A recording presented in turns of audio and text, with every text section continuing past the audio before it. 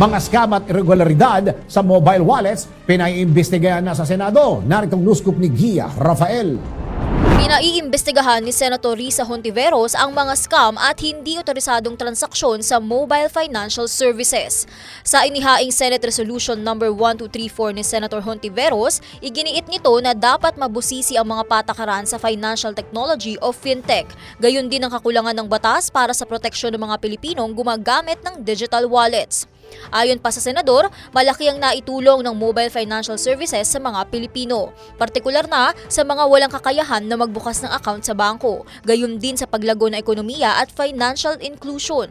Kaugnay nito, kailangan anya ng batas na poprotekta sa kapakanan ng bawat Pilipino na gumagamit ng digital wallets, lalo na kung may scam, hacking at iba pang irregularidad. Iginiit pa ni Senator Hontiveros na dapat na magkaroon ng sistema na magpapahusay sa regulatory oversight sa financial technology sector.